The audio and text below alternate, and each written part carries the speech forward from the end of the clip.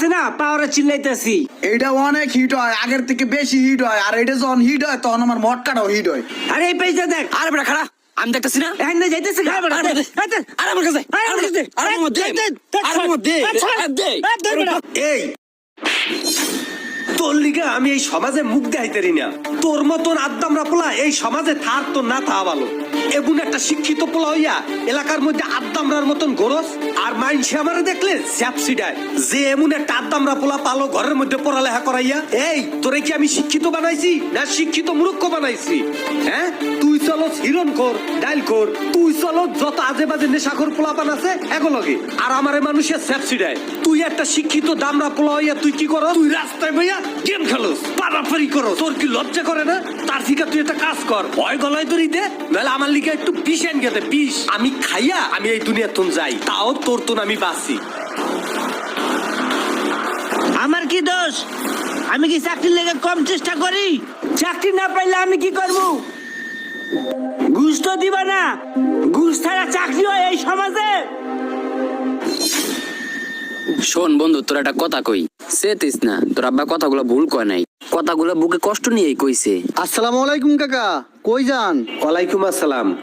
যাইতে আছি একটু দক্ষিণ মুরার জমিটা একটু দেখতে যাইতে হইবে। তাই কাকা এত কষ্ট করিয়া পোলার লেখাপড়া করাইলেন, পোলা যদি গাঞ্জা খোর আর গুড়ি খোর হয়, আইজুরগা ঘরে ফরে খায়, এই যে এলাকার পোলা পানের লগে চলে, গাঁজা খোর গুড়ি খোর এগুলোকে সারাদিন চলে, পোলা তো যাইবে নষ্ট হইয়া। এই যে আমার ভাইটারে দেখেন, আপনার পোলা আর আমার ভাই একসাথে তো লেখাপড়া করছে, আপনার কষ্টটাই বৃথা গেল।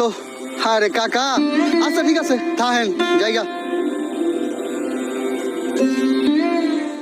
একটা কথা মনে রাখবি, বাপ মা কখনো সন্তানের খারাপ চায় না। তুই একটা শিক্ষিত পোলা, তুই চাকরি এসে বেকার থাকবি কি লিগা?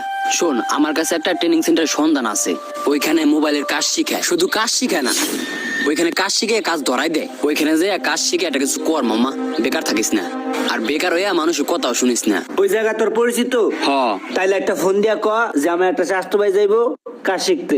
আরে ফোন দেওয়া লাগবে না, এটা তো সবাই চিনে। ঢাকা মোতালে প্লাজায়, বুঝছোস?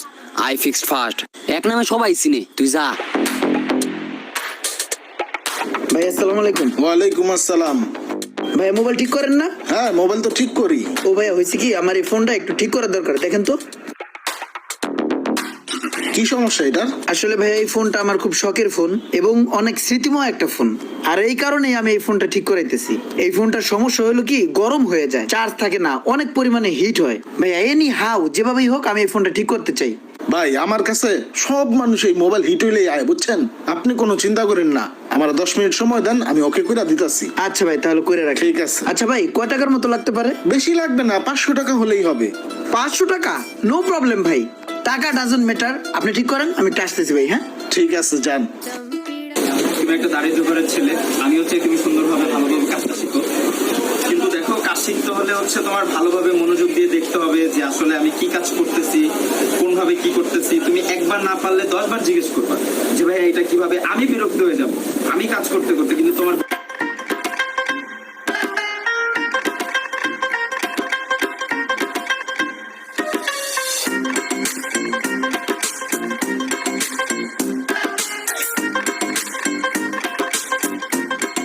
ভাই, ও আমাদের এখানে ট্রেনিং সেন্টারে 4 মাস কাজ করছে, তা এখন ভালোই কাজ পারে। 207 নম্বর দোকানে তো আমাদের লোক লাগে, আপনি যদি বলেন তাহলে ওকে আমরা 207 নম্বর দোকানে রেখে দিই। সমস্যা নাই, তুমি তো কাজ করতে পারবে তো? জি ভাই, পারবো। যদি কাজ করতে পারো তাহলে কিছু শর্ত আছে, শর্তগুলো বলি তোমাকে। দেখো, প্রথমত তোমাকে কাস্টমারের সাথে ভালো ব্যবহার করতে হবে, কাস্টমারের কাজ নিয়ে ঘোরানো যাবে না কোনোভাবেই, কাস্টমার সার্ভিস এবং সততার সাথে কাজ করতে হবে, কাস্টমার কমপ্লেইন করবে এমন কোনো কাজ করা যাবে না, চেষ্টা করবা কাস্টমারের সাথে সুসম্পর্ক করতে, ভালো ব্যবহার করতে। ঠিক আছে, তাহলে যাও, আজকে থেকে কাজ শুরু করে দাও। ঠিক আছে ভাই, আসসালামু আলাইকুম। ভাই মিয়া, এটা কি মোবাইল ঠিক করে দিছো তুমি? আমি তো বুঝলাম না। আপনার আমি বলছি না টাকা পয়সার কোনো কমতি নাই, টাকা পয়সা ডাজন্ট মিটার।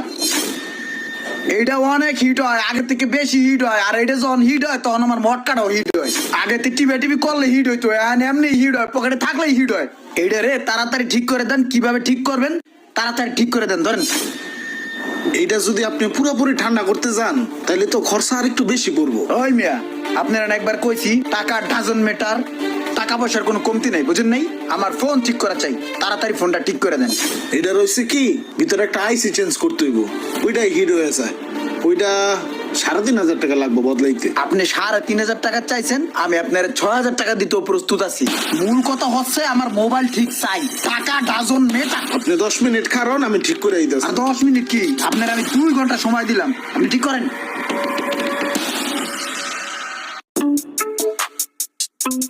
তাইলে এই দোকানের কথাই কইছে আমার বন্ধু, আই ফিক্সড ফার্স্ট। হ্যালো ভাইয়া, একটু কথা শুনেন। জি ভাইয়া বলেন। ভাইয়া হয়েছে কি, আমার এই ফোনটা প্রচুর পরিমাণে গরম হয়ে যায়, আর এই কারণেই আমি একটা মিস্ত্রিরে দেখাইছিলাম। ঠিক করার কথা বইলা সে আমার কাছ থেকে বহুত টাকা খাইছে ঠিকই, কিন্তু ফোন ঠিক করতে পারে নাই। ফোন এই গরমই হয়ে যায়। টাকা দিছি ঠিকই, কিন্তু কোনো লাভ হয় নাই। ভাই আপনার কাছে আমার এক ফ্রেন্ড পাঠাইছে, আপনি কি এটার সমাধান দিতে পারবেন? মোবাইলটা সুন্দরভাবে ঠিক করে দিতে পারবেন? ভাইয়া প্রথমে আগে একটু আপনার ফোনটা আমাকে চেক করে দেখতে হবে যে এটা সমস্যাটা কোথায়। সমস্যাটা বের করার পরে এটা ঠিক করা যাবে, তবে সেজন্য 2 দিন সময় দেওয়া লাগবে আমাকে। আচ্ছা ঠিক আছে ভাই, তাহলে জিনিসটা করে রাখেন, পরে একসাথে নিয়ে যাবো না। ঠিক আছে, আমি ঠিক করে রাখছি, আপনি 2 দিন পরে এসে নিয়ে যান।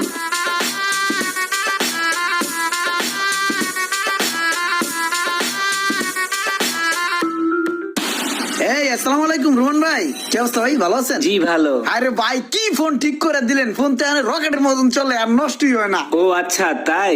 আই ফিক্সডের কাজ যে এত ভালো ভাই, আগে জানলে সবসময় আপনার কাছে যাইতাম।